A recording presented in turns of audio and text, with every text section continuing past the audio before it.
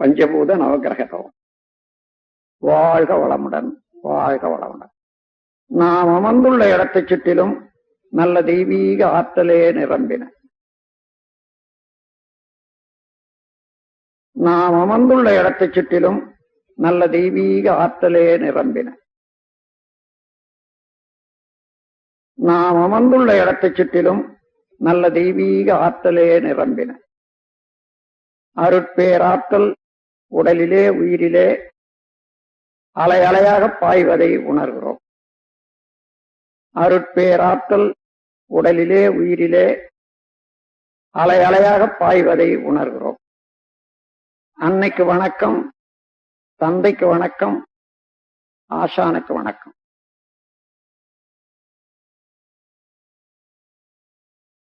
தவம் தொடங்குகிறோம். பஞ்சபூத நவகிரக தவம். பஞ்சபூதங்கள்ல பிருத்திவி, அப்பு, தேய், வாயு, ஆகாசம் என்று சொல்வார்கள். நிலம், நீர், நெருப்பு, காற்று, விண். இவற்றில ஐந்தாவது தத்துவமாகிய மண், நிலம், அதையே நாம் இப்பொழுது தவத்துக்கு எடுத்துக்கொள்றோம். நிலத்துக்கு அறிகுறியாக இந்த உலக உருண்டையே நாம் நினைவுபடுத்திக் கொள்வோம். இந்த உலக உருண்டை மிகப்பெரியது, 25,000 மைல் சுற்றளவு உடையது. மண்ணு, லோகங்கள், ரசாயனங்கள் இவற்றால் ஆனது. தன்னைத்தானே விரைவாக 1000 மைல் வேகத்துல மணிக்கு தன்னைத்தானே சுற்றி கொண்டிருப்பது. சூரியனை ஒரு நாள் ஒன்றுக்கு 16 லட்சம் மைல் சுற்றி வரக்கூடியது. இத்தகைய வியத்தகு கோள் இந்த நிலம், உலகம். அதனுடைய மேன்மையை மனவிரிவு கொண்டு மதித்து போற்றுவோம். அதனோடு ஒன்றி கலந்து உயிர் தொடர்பு பெறுவோம். இந்த பிரபஞ்ச பரிணாமத்துல இந்த நில உலகின் உற்பத்தி ரகசியத்தை உணர்ந்து கொள்வோம்.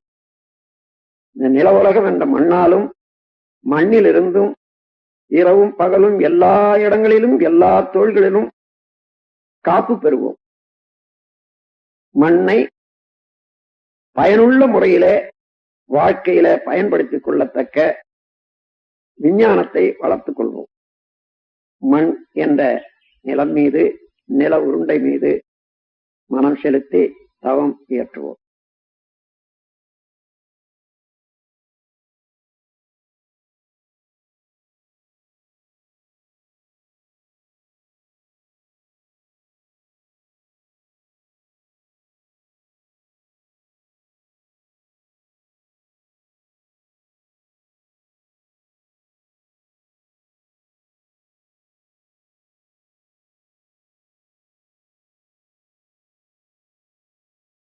பிரபஞ்ச பரிணாமத்துல 4வது தத்துவமாகிய நீரின் மேல் தவம் தொடங்குகிறோம். உலக உருண்டையின் மீது 100க்கு 28 பகுதி நிலம். அந்த நிலத்திலே பெரும் பகுதி நீரால் சூழப்பட்டிருக்கிறது. நீரின் இருப்பை மேகங்கள்ல, தாவரங்கள்ல, உயிரினங்கள்ல நாம் உணர முடிகிறது. நீர் அவ்வளவு உயிர் வாழ்க்கைக்கு அவசியம் என்று தெரிந்து கொள்வோம். நீரின் பெருமையை நினைந்து மனவிரிவு கொண்டு மதித்து போற்றுகிறோம். நீரோடு ஒன்றி கலந்து உயிர் கலப்பு பெறுகிறோம். பிரபஞ்ச பரிணாமத்துல நீரின் உற்பத்தி ரகசியத்தை உணர்ந்து கொள்வோம். நீராலும் நீரிலிருந்தும் இரவும் பகலும் எல்லா தொழில்களிலும் எல்லா இடங்களிலும் காப்பு பெறுவோம். நீரை பயனுள்ள முறையிலே உபயோகித்துக் கொள்ளக்கூடிய விஞ்ஞானத்தை வளர்த்துக் கொள்வோம். நீரின் மேல் மனம் செலுத்தி தவம் இயற்றுவோம்.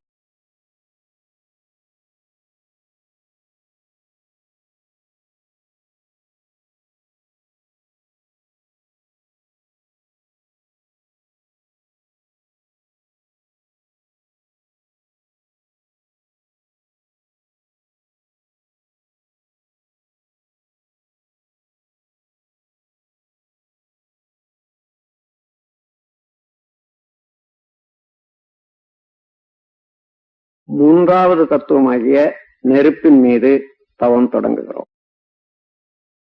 பூமி பிறந்து கொண்டே இருக்கிறது. நடுமையத்திலே கனத்த அணுக்கள் எல்லாம் நெருக்கமாக கூடிக்கொண்டே இருக்கின்றன.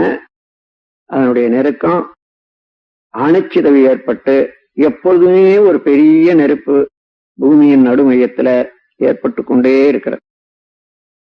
அதனுடைய கனல் மேல் பகுதி வரையில வந்து உயிர்கள் வாழ்வதற்கு உதவியாக இருக்கின்றது. மனவிரிவு கொண்டு நெருப்பின் பெருமையை மதித்து போற்றி மகிழ்கிறோம். நெருப்போடு உந்தி கலந்து உயிர்கலப்பு பெறுகிறோம்.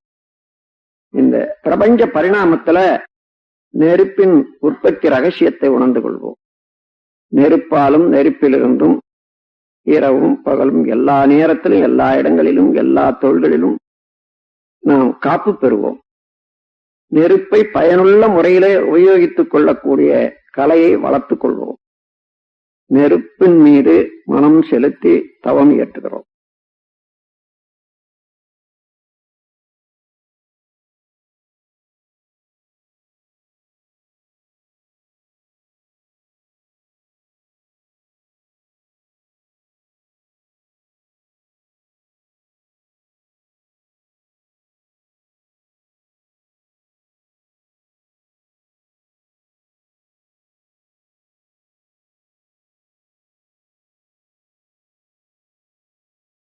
இரண்டாவது தத்துவமாகிய காற்றின் மீது தவம் தொடங்குகிறோம்.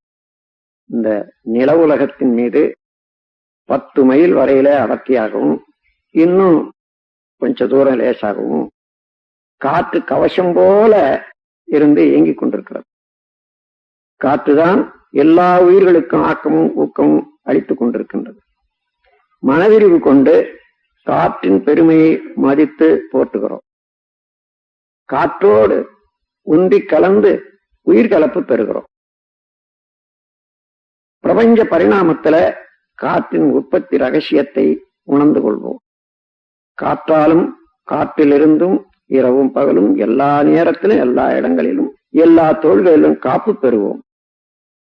காற்றை பயனுள்ள முறையிலே உபயோகித்துக் கொள்ளக்கூடிய விஞ்ஞானத்தை வளர்த்துக் கொள்வோம். காற்றின் மீது மனம் செலுத்தி தவம் இயற்றுகிறோம்.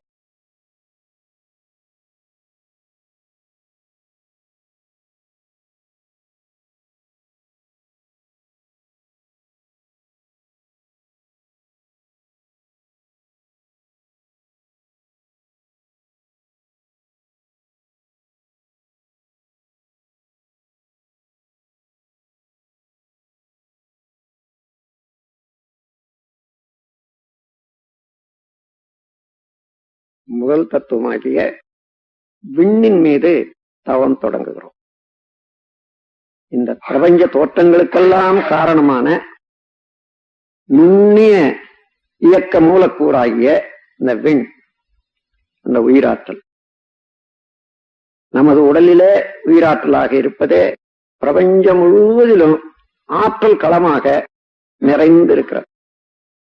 அந்த விண்ணின் சேர்க்கைதான் மற்ற 4 பூதங்களும். விண்ணின் பெருமையை உணர்ந்து மதித்து போற்றுகிறோம். விண்ணோடு ஒன்றி கலந்து உயிர்கலப்பு பெறுகிறோம். பிரபஞ்ச பரிணாமத்துல விண்ணின் உற்பத்தி ரகசியத்தை உணர்ந்து கொள்வோம். விண்ணென்ற ஆகாச ஆற்றலாலும் அதிலிருந்தும் இரவும் பகலும் எல்லா நேரத்திலும் எல்லா இடங்களிலும் காப்பு பெறுவோம். விண்ணை பயனுள்ள முறையிலே உபயோகித்துக் கொள்ளக்கூடிய ஆற்றலை வளர்த்துக் கொள்வோம். விண்ணின் மீது மனம் செலுத்தி தவம் இயற்றுகிறோம். பிரபஞ்சம் முழுவதிலும் இருக்கக்கூடிய விண்கலத்தை, சக்தி களத்தை நோக்கி இந்த தவம் இயற்ற வேண்டும்.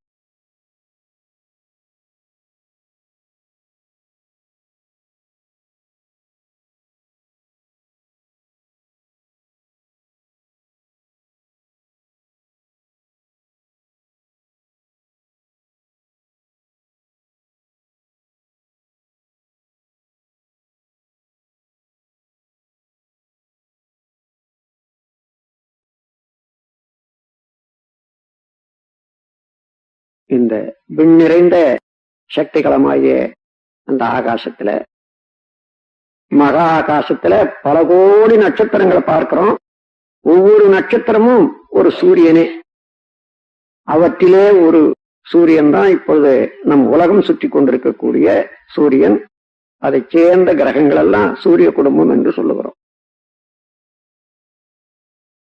சூரிய குடும்பத்தை சேர்ந்த எல்லா கோள்களும் நமது உடலுக்கும் மனதுக்கும் நேரடியாக நெருங்கிய தொடர்புடையவை. இப்பொழுது இந்த 9 கோள்கள் மீது மனம் செலுத்தி தவம் இயற்றுகிறோம். முதல்ல சூரியனை நமது தவத்துக்காக நினைத்துக் கொள்கிறோம். சூரியன் ஒரு பெரிய நெருப்பு கோளம். அது பூமியை விட 19 லட்சம் மடங்கு பெரிது என்று கணக்கெடுத்திருக்கின்றார்கள்.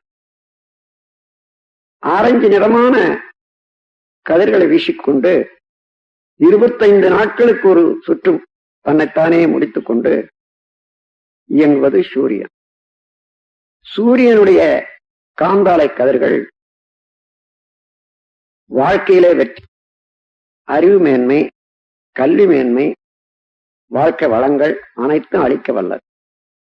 சூரியனுடைய காந்தாலை கதிர்களை நாம் ஏற்று நம்மோடு ஒன்றுபடுத்திக் கொள்ளுகிறோம். எப்பொழுதுமே சூரியனுடைய காந்தாலை கதிர்கள் நமக்கு நன்மையே செய்து கொண்டிருக்குமாக சூரியன் மீது மனம் செலுத்தி தவம் இயற்றுகிறோம்.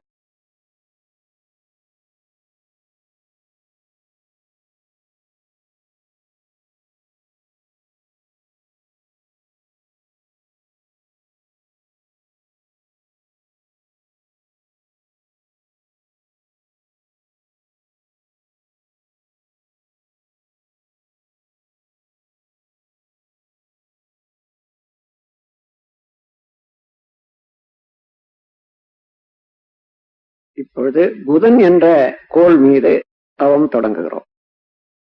சூரியனுக்கு அப்பால் 3 கோடி மைல் தொலைவில் இருந்து கொண்டு சூரியனை வலம் வந்து கொண்டிருப்பது புதன்.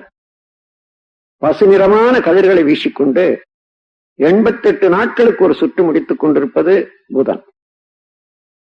புதனுடைய காந்தாலை கதிர்கள் அறிவு மேன்மை, வாழ்க்கை வளங்கள் அனைத்தும் அளிக்க வல்லது. புதனுடைய காந்தாலை கதிர்களை நாம் ஏற்று நம்மோடு ஒன்றுபடுத்திக் கொள்ளுகிறோம்.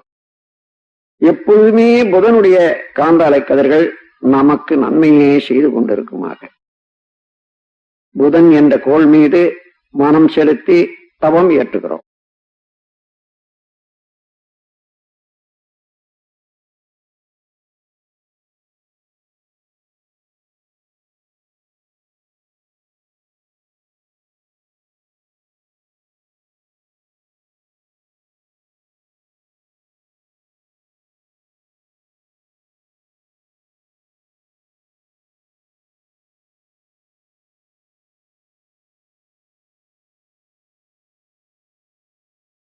இப்பொழுது சுக்கிரன் என்ற கோள் மீது தவம் தொடங்குகிறோம். சூரியனை சுற்றி 2வது வட்ட பாதையில சுக்கிரன் 6 கோடி மைலுக்கு அப்பால் வலம் வந்து கொண்டிருப்பது. 225 நாட்களுக்கு ஒரு சுற்று முடித்துக் கொண்டு வெண்ணிறமான கதிர்களை வீசிக்கொண்டிருப்பது சுக்கிரன். சுக்கிரனுடைய காந்தாலை கதிர்கள் மகிழ்ச்சி, வாழ்க்கையில மேன்மை, நட்பு இவையெல்லாம் அளிக்க வல்லது. சுக்கிரனுடைய காந்தாலை கதிர்கள் நாம் ஏற்று நம்மோடு ஒன்றுபடுத்திக் கொள்ளுகிறோம். எப்பொழுதுமே சுக்கிரனுடைய காந்தாலை கதிர்கள் நமக்கு நன்மையே செய்து கொண்டிருக்குமாக சுக்கிரன் என்ற கோள் மீது மனம் செலுத்தி தவம் இயற்றுகிறோம்.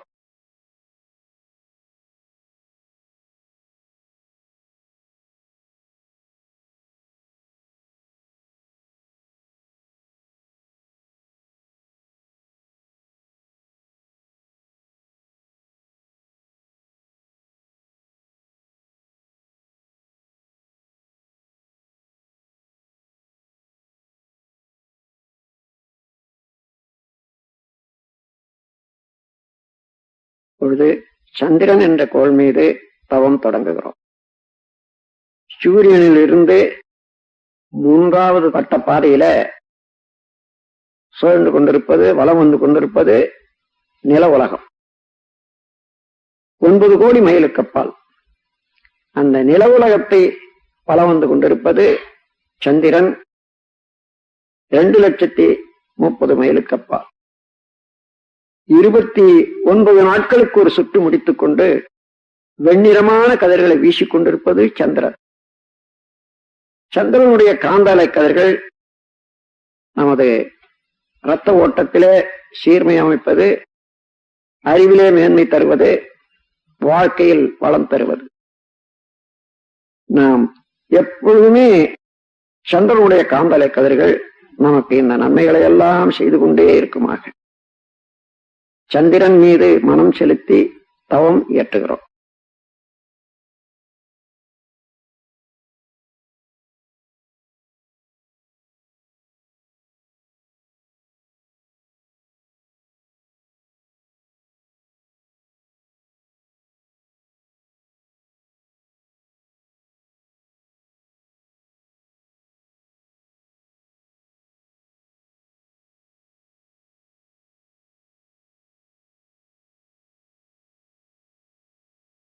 பொழுது செவ்வாய் என்ற ஆற்றல் மிக்க கோள் மீது தவம் தொடங்குகிறோம். இது 4வது வட்ட பாதையில சூரியனை சுற்றி கொண்டிருப்பது 14 கோடி மைலுக்கு அப்பால் இருந்து கொண்டு 18 மாதங்களுக்கு ஒரு சுற்று முடித்துக் கொண்டு செந்நிறமான கதிர்களை வீசிக்கொண்டிருப்பது செவ்வாய். செவ்வாயினுடைய காந்தாலை கதிர்கள் அச்சமின்மை, விஞ்ஞான அறிவு, மெய்யறிவு, வாழ்க்கை வளங்கள் அனைத்தும் அளிக்க வல்லது. செவ்வாயினுடைய காந்தலை கதிர்களை நாம் ஏற்று நம்மோடு ஒன்றுபடுத்திக் கொள்ளுகிறோம். எப்பொழுதுமே செவ்வாயினுடைய காந்தலை கதிர்கள் நமக்கு நலமே செய்து கொண்டிருக்குமாக செவ்வாய் என்ற கோள் மீது மனம் செலுத்தி தவம் இயற்றுகிறோம்.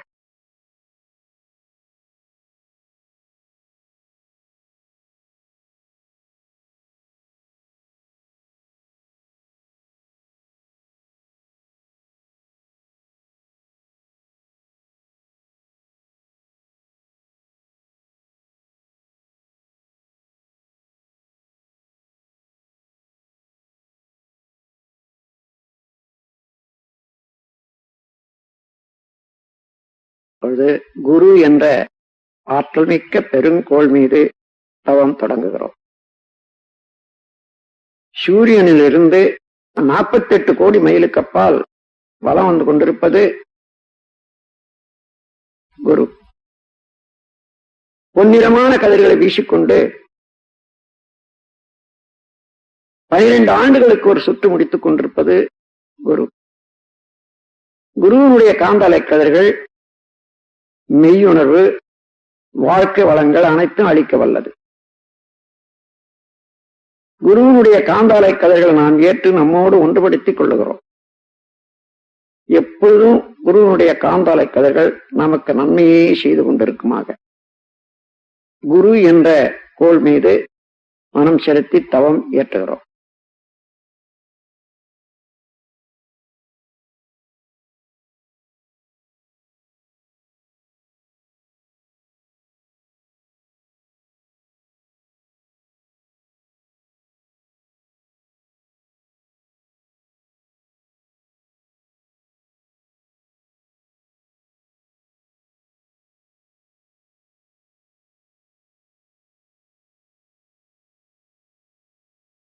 அப்பொழுது சனி என்ற ஆற்றல் மிக்க கோள் மீது தவம் தொடங்குகிறோம்.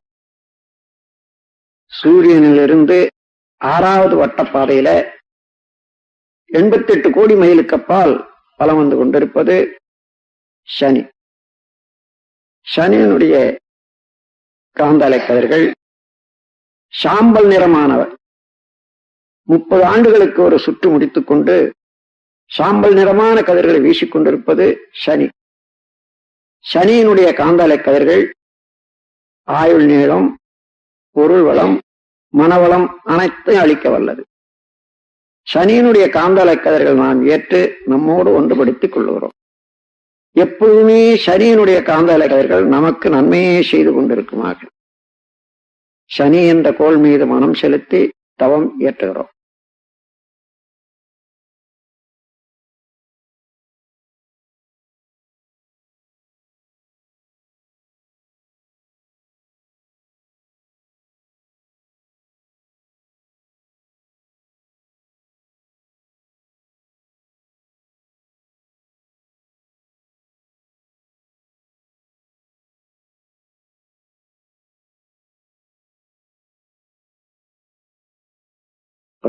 ராகு கேது என்னும் ஆற்றல்மிக்க காந்தாலை பாதைகள் மீது தவம் தொடங்குகிறோம். சூரியனின் நடுமையத்திலே அணுக்கள் செயலற்று நின்று விடுகிறது. அது சுத்த வெளியாகி பிரம்மமாக மாறிக்கொண்டிருக்கும் நிலை, அதுவே கரும்புள்ளி எனப்படுகிறது. அது மேலும் மிக மிக அங்கே நிற்க முடியாமல் பிரபஞ்சம் முழுவதும் ஒரு போன்று ஆரம்பித்து பிரபஞ்சமெல்லாம் கடந்து சுத்த வெளியோட கலந்து கொண்டிருக்கிறார். சூரியனின் இருபுறமும் இவ்வாறு எப்பொழுதும் இயங்கிக் கொண்டே இருக்கக்கூடிய பிளாக் ஹோல், கருநிறமான காந்தாலை பாதைகள், ஒரு புறம் கேது என்றும் ஒரு புறம் ராகு என்று சொல்லுகிறோம். ராகு கேது இரண்டுமே கருநிறமான அலைகளை வீசிக்கொண்டு இருப்பவை. ராகு கேது காந்தாலைகள் மெய்விளக்கம், வாழ்க்கை வளங்கள், உடல் நலம் அனைத்தும் அளிக்க வல்லவை. ராகு கேது காந்தாலைகளில் இருந்து நாம் ஆற்றலை பெற்று ஒன்றுபடுத்திக் கொள்ளுகிறோம். எப்பொழுதுமே ராகு கேது ஆற்றல்கள் நமக்கு நன்மையே செய்து கொண்டிருக்குமாக ராகு கேது என்னும் காந்தாலை பாதைகள் மீது மனம் செலுத்தி தவம் இயற்றுகிறோம்.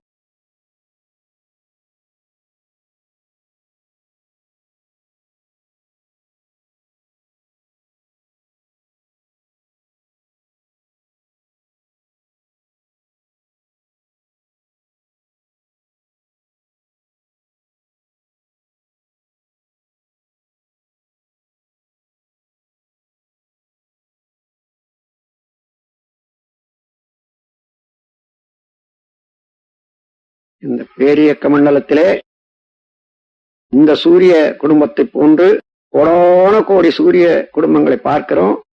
அவர்களெல்லாம் நட்சத்திரம் என்று வழங்குகிறோம். அப்படி எல்லா நட்சத்திர கூட்டங்களையும் 12 வீடுகளாக பிரித்து இருக்கின்றார்கள். மேஷம், ரிஷபம், மிதுனம், கடகம், சிம்மம், கன்னி, துலாம், விருச்சிகம், தனுசு, மகரம், கும்பம், மீனம் என்று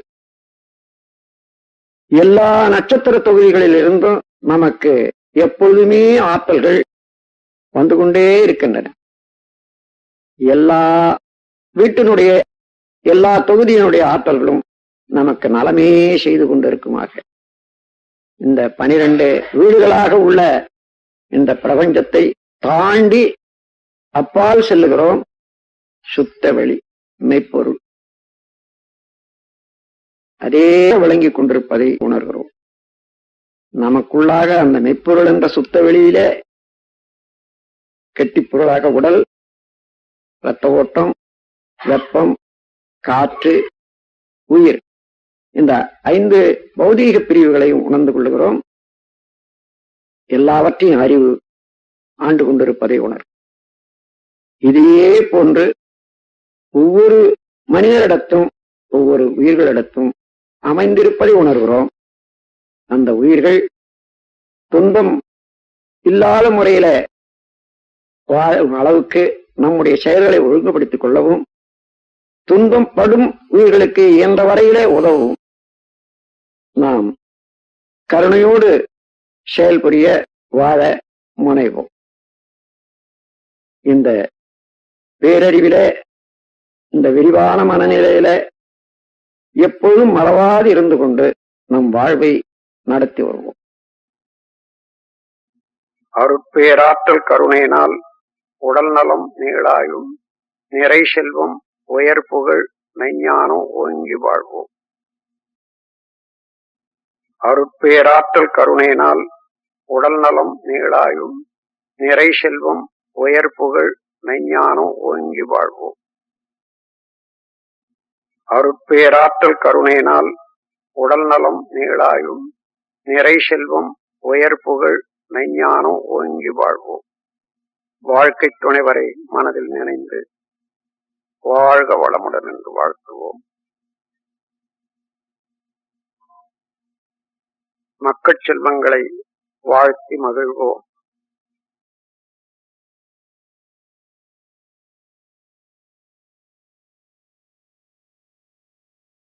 உடன் பிறந்தோரை ஒருவராக வாழ்த்திக் கொள்வோம்.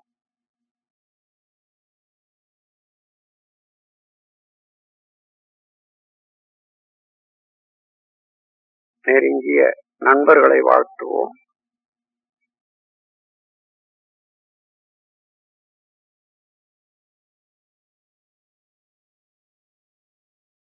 தொழில்துறையிலே, கடமையிலே தொடர்புடையவர்களை எல்லாம் வாழ்த்துவோம்.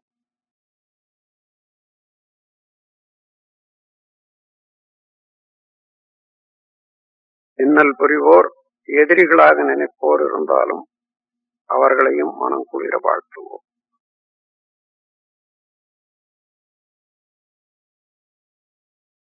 வாழ்க வையகம், வாழ்க வையகம், வாழ்க வளமுடன். உலகில் உள்ள பொறுப்புடைய தலைவரெல்லாம் உயிரறிவை உள்ளுணர்வாய் பெறுதல் வேண்டும். உலகனைத்து நாடுகளின் எல்லை காக்க ஓருலக கூட்டாட்சி வலுவாய் வேண்டும். உலகில் போர், பகை, அச்சமின்றி மக்கள் உழைத்துண்டு வளங்காத்து வாழ வேண்டும். உலகெங்கும் மனித குலம் அமைதி என்னும் ஒரு வற்றாத நன்னிதி பெற்றிய வேண்டும். வாழ்க வையகம், வாழ்க வையகம், வாழ்க வளமுடன்.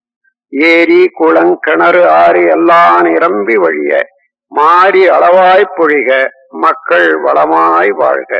ஏரி, குளங்கிணறு, ஆறு எல்லாம் நிரம்பி வழிய மாறி அளவாய் பொழிக, மக்கள் வளமாய் வாழ்க. ஏரி, குளங்கிணறு, ஆறு எல்லாம் நிரம்பி வழிய மாறி அளவாய் பொழிக, மக்கள் வளமாய் வாழ்க. வாழ்க வையகம், வாழ்க வையகம், வாழ்க வளமுடன். ஓம் சாந்தி சாந்தி சாந்தி.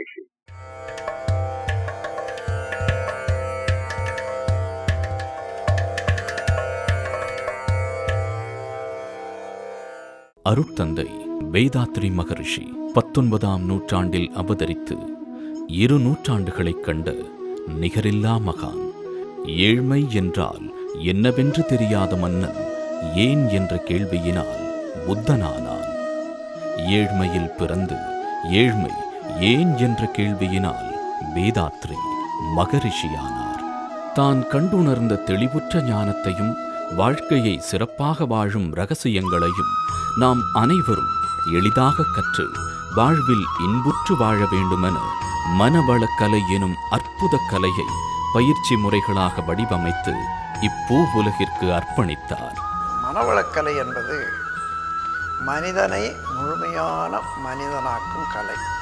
மனதின் மாண்பு அறிந்து மனதை நல்ல முறையில் பயன் தரத்தக்க முறையில் ஆளக்கூடிய திறமை அளிக்க வல்ல பயிற்சி தான் மனவளக்கலை.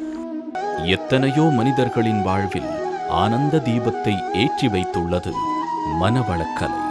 ஆழியார் அறிவு திருக்கோயில் பசுமை எழில் கொஞ்சும் மலையடிவாரத்தில் உலக சரித்திரத்தில் முதல் முறையாக இங்குதான் அறிவுக்கென்று ஒரு கோயில் கட்டப்பட்டது. இவ்வதிசயத்தை நிகழ்த்தியவர் அருட்தந்தை வேதாத்ரி மகரிஷி. துன்பங்களை சந்தித்து விதியே என சிக்கித் தவிப்போருக்கு விதியை அறிவால் வெல்லும் வித்தையை கற்றுத்தருகிறது ஆழியார் அறிவு திருக்கோயில். ஆழியார் அறிவு திருக்கோயிலில் அடியெடுத்து வைத்தோர் வாழ்வின் பிரச்சனைகளை பக்குவமாகவும் தீர்க்கமாகவும் கையாண்டு மகிழ்வோடும் நிறைவோடும் வாழ்வது உறுதி. மனவளக்கலையில் கற்றுக் கொடுக்கப்படும் எளிய முறை உடற்பயிற்சிகள் நாள் முழுவதும் நம்மை சுறுசுறுப்புடனும் உற்சாகத்துடனும் வைத்திருக்கிறது.